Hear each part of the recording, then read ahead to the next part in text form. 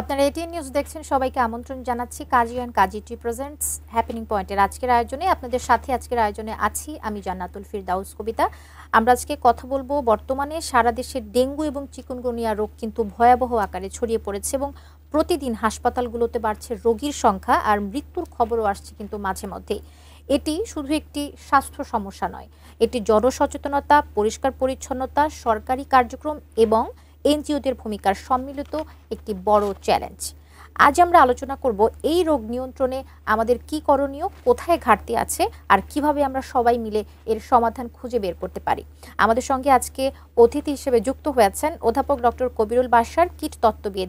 আমাদের আজকে হ্যাপেনিং পয়েন্টের আলোচনার বিষয় আমরা একটু বলে দেই। তার আগে আমাদের ডেঙ্গু নিয়ে একটি রিপোর্ট আছে, আমরা একটু সেটি দেখে আসতে চাই।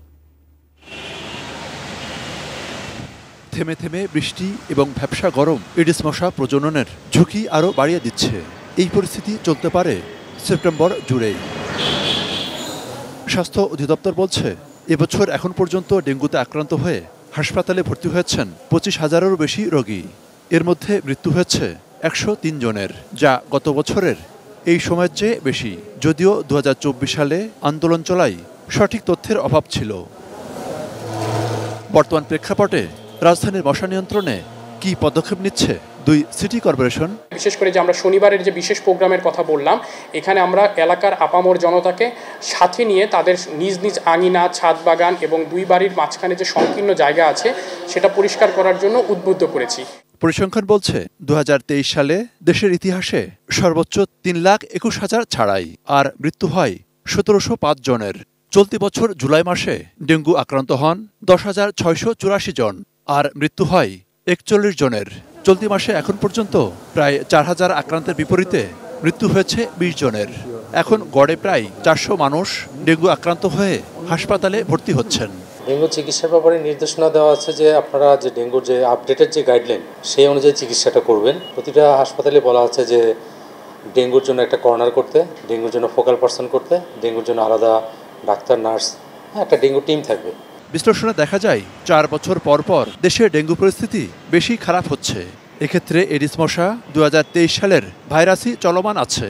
পিসিআরের সর্বশেষ যে রিপোর্ট সেই অনুযায়ী গত 2023 এবং 24-এর যেই ভ্যারিয়েন্টটা এখন পর্যন্ত ওই ভ্যারিয়েন্টে আছে, যার জন্য আমরা একটু স্বস্তিতে আছি যে হয়তো রোগীর সংখ্যাটা ওরকম আশঙ্কাজনকভাবে বাড়বে না। আপনারা দেখছিলেন ডেঙ্গু চিকুনগুনিয়া নিয়ে আমাদের একটি রিপোর্ট। স্যার, আমরা শুরুটা যেভাবে করতে চাই, বর্তমানে আসলে ডেঙ্গু এবং চিকুনগুনিয়ার সংক্রমণের প্রকৃতি এবং মাত্রা কেমন, এবং আপনি তো একজন গবেষক, আমাদেরকে বলবেন কি গত বছরের তুলনায় এই বছর রোগের বিস্তারের হার কিভাবে বদলেছে? ধন্যবাদ আপনাকে কবিতা, ধন্যবাদ জানাচ্ছি এটিএন নিউজকে। কারণ এই জাতীয় অনুষ্ঠানগুলোর মাধ্যমে আমরা জনগণ এবং যারা মশা নিয়ন্ত্রণের দায়িত্ব আছে তাদেরকে সচেতন করতে পারি, সম্পৃক্ত করতে পারি।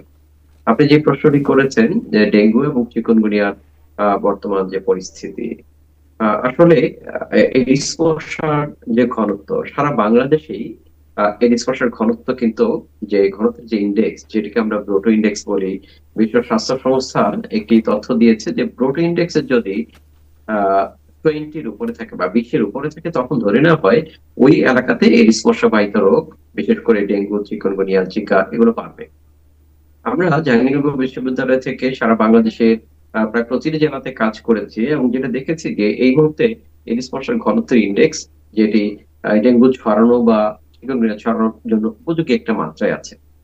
যদি কোথাও এডিস মশার ঘনত্বের ইন্ডেক্স বেশি থাকে, সঙ্গে সঙ্গে ডেঙ্গু বা চিকুনগুনিয়া রোগী থাকে, তাহলে এটি জ্যামিতিক হারে বাড়বে, যেটি আমরা এখন দেখছি বিশেষ করে ঢাকা, চট্টগ্রাম, কক্সবাজার, কুমিল্লা, বরগুনা, বরিশাল, পিরোজপুর, গাজীপুর, চাঁদপুর এই জেলাগুলোতে আমরা কিন্তু এখন প্রচুর পরিমাণে ডেঙ্গু রোগী এবং চিকুনগুনিয়া রোগী এখানে রয়েছে। এই মুহূর্তে ডেঙ্গু, আমরা আমাদের প্রত্যেকটা হসপিটালে ডেঙ্গুর যে কিট, ডেঙ্গু টেস্ট করার জন্য যে কিট, এই কিটটি কিন্তু পর্যাপ্ত পরিমাণে আছে, কিন্তু চিকুনগুনিয়ার টেস্ট কিন্তু পর্যাপ্ত পরিমাণে নাই। চিকুনগুনিয়া টেস্টের ক্ষেত্রে দেখা যাচ্ছে যে কোনো একজন রোগী জ্বর নিয়ে হাসপাতালে আসলো, শুধুমাত্র তাকে ডেঙ্গু পরীক্ষা করা হচ্ছে, কিন্তু চিকুনগুনিয়াটা পরীক্ষা করা হচ্ছে না, কারণ চিকুনগুনিয়া টেস্ট কিট হয়তো অনেক হাসপাতালে নেই, বেশ বড় বড় হয়তো একটা হাসপাতালে থাকতে পারে। সেই জন্য মশাবাহিত রোগ যেহেতু চিকুনগুনিয়া, সেটিকে যদি আমরা সঠিকভাবে আইডেন্টিফাই করতে না পারি, তাহলে কিন্তু সেখান থেকে এটি আবার জ্যামিতিকারে ছড়ানোর একটি সম্ভাবনা আছে। কারণ আমরা যদি রোগীটিকে আইডেন্টিফাই করতে পারি, তখন ওই রোগীটিকে মশারির ভিতরে রাখা বা ওই বাড়ির অন্যান্য মানুষকে সচেতন করা যেন কোনোভাবেই মশা অন্য পরিবারের অন্য কাউকে কামড়াতে না পারে, এবং মশা নিয়ন্ত্রণে সিটি কর্পোরেশন পদক্ষেপ নেওয়া, ওই বাড়িটাকে কেন্দ্র করে পদক্ষেপটা নিতে পারে, যেটি আসলে আমাদের এই মুহূর্তে একটি বড় গ্যাপ আছে ডেঙ্গু এবং চিকুনগুনিয়ার ক্ষেত্রে। চট্টগ্রামে, ঢাকাতে বেশ কিছু জায়গায় চিকুনগুনিয়া ধরা পড়ছে, কিন্তু আপনি জানেন বিগত 2 মাসে প্রচুর মানুষের জ্বর হয়েছে। জ্বরে ডেঙ্গি নেগেটিভ, ডেঙ্গি কিন্তু তাদের হয়নি, আবার অনেকের হয়েছে। কিন্তু যাদের ডেঙ্গু হয়নি তাদেরকে চিকুনগুনিয়া পরীক্ষাটা কিন্তু করা হয়নি, যেটি খুব প্রয়োজন ছিল। যেটি করলে হয়তো আমরা এই রোগটিকে বৃদ্ধিটা আমরা একটু ঠেকাতে পারতাম। আচ্ছা, বুঝতে পেরেছি। আমাদের জলবায়ু এবং নগর পরিবেশ কতটা দায়ী আমরা বলতে পারি এই রোগটাকে ছড়ানোর জন্য? আপনি একটি খুব দারুণ প্রশ্ন করেছেন। আজকেই আমি একটি টেলিভিশনে ইন্টারভিউ দিচ্ছিলাম জলবায়ু পরিবর্তন নিয়ে।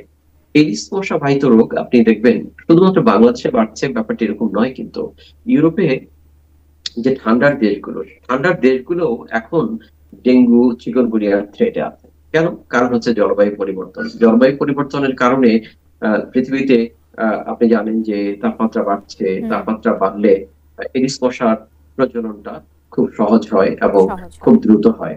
সঙ্গে সঙ্গে ডেঙ্গু ভাইরাস বা চিকুনগুনিয়া ভাইরাসের গ্রোথ এন্ড ডেভেলপমেন্টটাও কিন্তু সঠিক হয়। সেজন্য জলবায়ু পরিবর্তনের প্রভাবে সারা পৃথিবীতেই এই সমস্যাটি ধীরে ধীরে বাড়ছে, সামনের দিনগুলোতে আরো বাড়বে। আবার আপনি আরেকটি যে কথা বললেন নগরায়ন এর ইম্প্যাক্ট অনেকটা নাই, কিন্তু আমি বলবো অপরিকল্পিত নগরায়নের ইম্প্যাক্ট আছে। আপনি যদি নগরায়নটা এমন হয় যে অপরিকল্পিত নগরায়ন, যদি আমরা ঢাকার ক্ষেত্রে বলি বা বাংলাদেশের অন্যান্য শহরগুলোর ক্ষেত্রে বলি, অপরিকল্পিত নগরায়নের ফলে যে বেশ মশার জন্য একটা উপযোগী পরিবেশ আমরা তৈরি করতে পারছি, যেমন আমাদের ড্রেনেজ ব্যবস্থা বা ওয়াটার লগিং সিস্টেম, এটা যদি আমরা সঠিকভাবে সঠিক করতে না পারি, যেটি নগরায়নের সাথে সম্পৃক্ত। স্যার, আপনি তো বলছিলেন যে জলবায়ুর কথা, কিন্তু আমরা বলছিলাম যে জলবায়ু পরিবর্তন একটা বিশাল প্রভাব ফেলতে পারে, পাশাপাশি অপরিকল্পিত নগরায়নের কথা বলছিলাম। জনসচেতনতাটা তো আসলে জরুরি। আমরা সাধারণ মানুষ কি এখনো এই রোগের প্রতি যথেষ্ট সচেতন কিনা, এটার প্রতিরোধ সম্পর্কে এই প্রশ্নটার উত্তর আমরা নেব। তবে আমাদের একটা ছোট্ট বিরতির সময় হয়েছে হ্যাপেনিং পয়েন্টের আয়োজনে। দর্শক আমাদের সঙ্গে থাকুন, আমাদের অতিথিকে সাথে নিয়ে বিরতির পর আবার ফিরে আসছি এই আলোচনায়।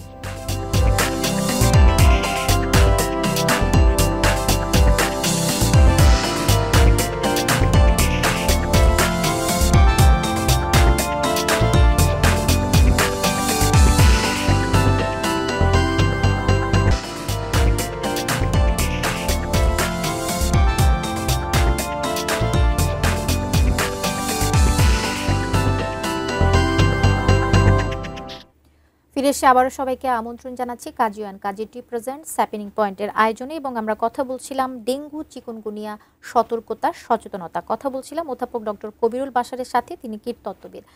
স্যার, বিরতিতে যাবার আগে যে প্রশ্নটি রেখে গিয়েছিলাম যে আমরা জলবায়ু পরিবর্তনের কথা বলি, অপরিকল্পিত নগরায়নের কথা বলি, ডেঙ্গু চিকুনগুনিয়া এগুলো বিস্তারের ক্ষেত্রে এটা অনেকটা প্রভাবক হিসেবে কাজ করে। আপনি বলছিলেন আসলে সাধারণ মানুষের কথাটাও একটু আমরা আপনার কাছ থেকে জানতে চাই, মানুষ কি এই রোগের ঝুঁকি এবং প্রতিরোধ সম্পর্কে যথেষ্ট সচেতন কিনা? মানুষ আসলে সচেতন কিন্তু সম্পৃক্ত নয়। শব্দটা আমি আবার রিপিট করি, মানুষ সচেতন কিন্তু সম্পৃক্ত নয়। ধরুন, সচেতন মানে কি? আপনি যদি জিজ্ঞেস করেন ঢাকা শহরে মিডিয়ার কল্যাণে, ঢাকা শহরের সারা বাংলাদেশের সব মানুষই জানে যে এডিস মশার কারণে ডেঙ্গু হয়, চিকুনগুনিয়া হয়। এডিস মশা কোথায় হয় এটাও জানে মানুষ, কিন্তু মানুষ কেন জানি এটা নিয়ন্ত্রণে নিজেকে সম্পৃক্ত করছে না। এটা একটা বড় সমস্যা আমাদের। মানুষ মনে করে যে এটি মনে হয় সম্পূর্ণ দায় সরকার বা সিটি কর্পোরেশনের, কিন্তু ব্যাপারটি এরকম নয় আসলে। কারণ আমার বাড়ির ভেতর, আমার বাড়ির আঙিনায় আমাকেই নিশ্চিত করতে হবে যেন কোথাও কোনো পাত্রে পানি জমা না থাকে, যেখানে পানি জমা হলে এডিস মশার প্রজনন হতে পারে। আসলে কারো বাড়ির ভেতরে এসে মশা নিয়ন্ত্রণ করা বা পানি ফেলে দেওয়া সিটি কর্পোরেশনের জন্য বেশ কষ্টসাধ্য। হ্যাঁ, সিটি কর্পোরেশনের দায় আছে। সিটি কর্পোরেশন গুলো বা স্থানীয় সরকার মন্ত্রণালয়ের অঙ্গ প্রতিষ্ঠানগুলো তারা যেমন উড়ন্ত মশা হয়ে গেলে সেটা মারার ক্ষেত্রে হয়তো তাদের দায় আছে। রাস্তাঘাট, উন্মুক্ত স্থাপনা, হুম। আহ মাঠ ঘাট, মসজিদ, মন্দির, অফিস, আদালত, সেখানে সিটি কর্পোরেশন গুলো মশা নিয়ন্ত্রণে কাজ করবে। কিন্তু একটি ব্যক্তিগত বাড়ি, আমার আঙিনায় আমাকেই নিশ্চিত করতে হবে যেন কোথাও কোনো পাত্রে পানি জমা না থাকে। এটা খুব খুব খুব ছোট্ট একটি কাজ।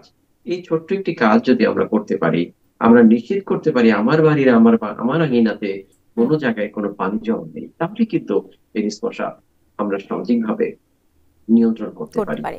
এই জি। কাজটি যতদিন পর্যন্ত আমরা না করবো ততদিন পর্যন্ত আমরা কিন্তু এডিস মশাকে নিয়ন্ত্রণ করতে পারবো না। খুবই আচ্ছা, কঠিন। আপনি বলছিলেন যে আমরা আমাদের বাড়ির আঙিনা যদি পরিষ্কার রাখতে পারি সেক্ষেত্রে সেটা আমাদের জন্যই হেল্পফুল হবে এবং সিটি কর্পোরেশন আমাদের জন্য অবশ্যই করবে, কিন্তু আমাদের ব্যক্তিগত আঙিনাটা আমাদের কি পরিষ্কার রাখতে হবে।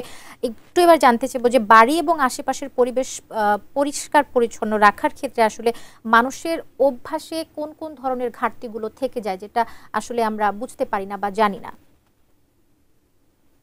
আমরা মাঠ পর্যায়ে যেটা দেখি, বিশেষ করে যারা একটু হাই সোসাইটি এলাকা, যেমন গুলশান, বনানী, ধানমন্ডি, এইসব এলাকাগুলোতে বড় বড় বাড়ি আছে, বাড়িতে কেয়ারটেকার আছে।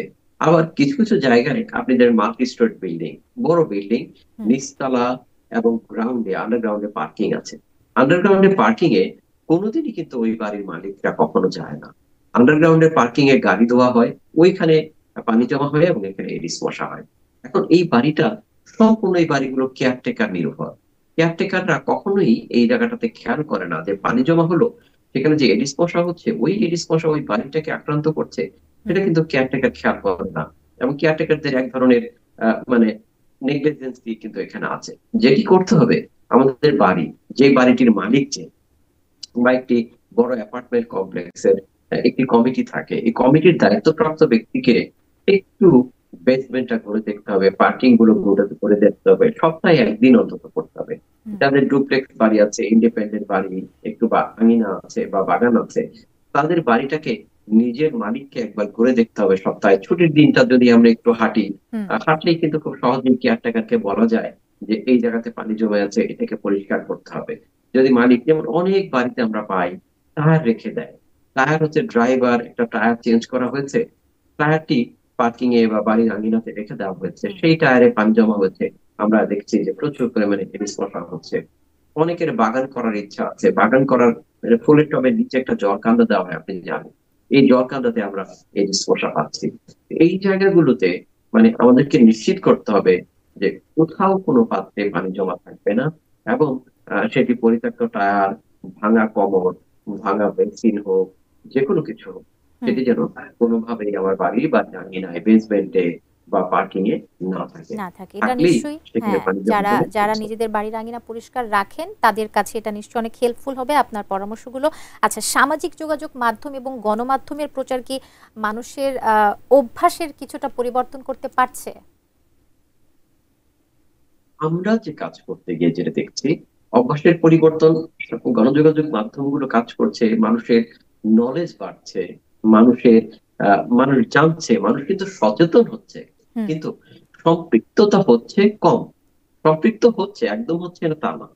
কিছু কিছু মানুষ সম্পৃক্ত হচ্ছে, কিন্তু দেখা যাচ্ছে যে ৮০ ভাগ মানুষই সম্পৃক্ত হচ্ছে না, ২০ ভাগ মানুষ হচ্ছে সম্পৃক্ত হচ্ছে। আমরা মাঠ পর্যায়ে কাজ করতে গিয়ে যেটি পাই, সেটা হচ্ছে যে এক বাসায় যখন আমরা ৩ বার মশা পাই একই হুম। বাসাতে, ৩ সপ্তাহ বা ৪ সপ্তাহ পর পর, তখন আমাদের কাছে যেটা মনে হয় যে এই মানুষটাকে আমরা দেখিয়ে গেলাম, তারপরেও কিন্তু মানুষটা সম্পৃক্ত হয়নি। কারণ হুম। সেখানে আমরা তৃতীয়বার যখন পাই, তখন বোঝাই যায় এই মানুষটা সম্পৃক্ত হয়নি। সচেতন আমরা করে দিয়ে আসছি, আমরা মাঠে যখন কাজ করতে যাই, আমাদের টিম কাজ করতে যায়, কাজটি হয়। কিন্তু আমার কাছে কেন জানি মনে হয় বাংলাদেশের মানুষের এই নিজের দায়িত্ববোধ একটু কম আছে, যেটি আসলে হওয়া দরকার। আচ্ছা, জানতে পারলাম যে দীর্ঘমেয়াদী প্রতিরোধমূলক যে নীতি সেক্ষেত্রে আসলে সরকারের প্রধান চ্যালেঞ্জগুলো কি কি? এডিস মশা নিয়ন্ত্রণে সরকারের প্রধান চ্যালেঞ্জ হচ্ছে মানুষকে সম্পৃক্ত করা। মানে সমাজকে এডিস মশা নিয়ন্ত্রণে সম্পৃক্ত করা।